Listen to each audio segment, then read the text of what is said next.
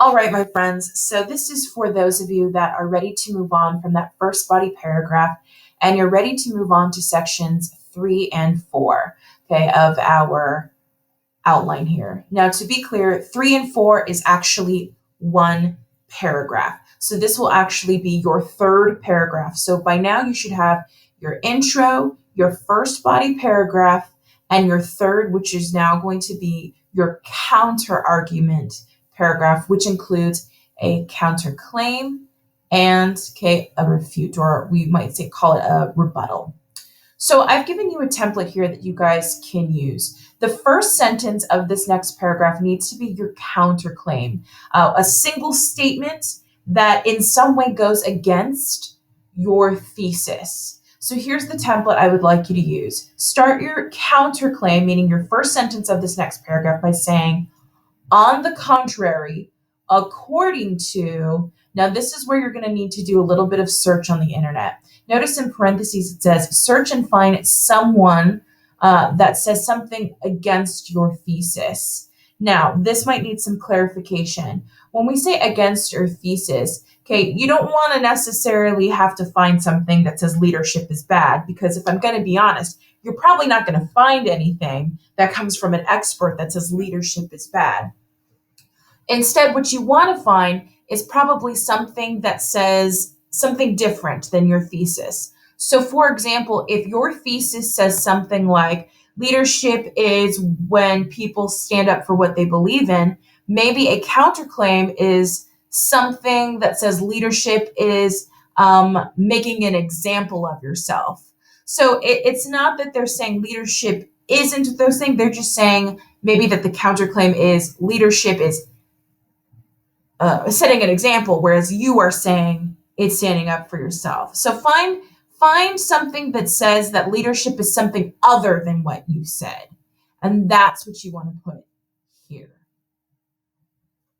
Okay?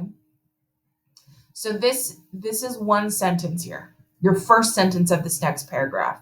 What do you do after that?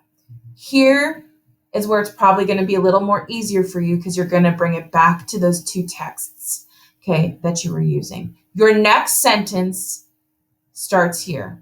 Use this template. However, Bryant and Williams, or you could say Kaepernick and Bryant, okay, whoever you're talking about, continue to prove that leadership is fill in the blank. Go back to connecting what you said leadership was in your thesis. For example, insert a new piece of evidence from your text. For example, so-and-so, okay, exclaims that leadership is blah, blah, blah, blah, blah, blah, blah.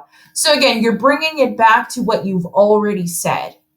The last sentence, in other words, and then explain your evidence that you included right above it in your own words. So in other words, you almost want to think of this particular box as CER, a claim evidence reasoning.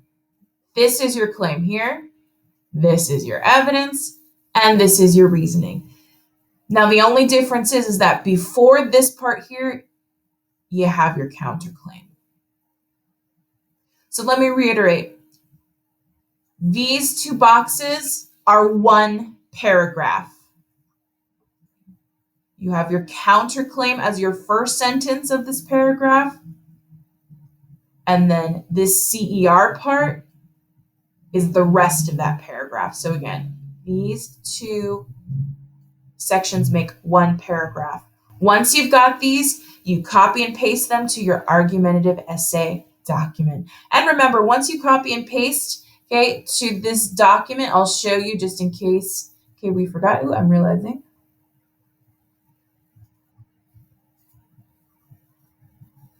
Give me a moment here, guys. I just realized I forgot to pull that part out. I thought I had it in a tab.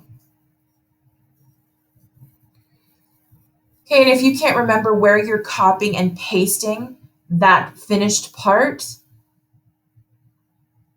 it's on the document that says argumentative essay.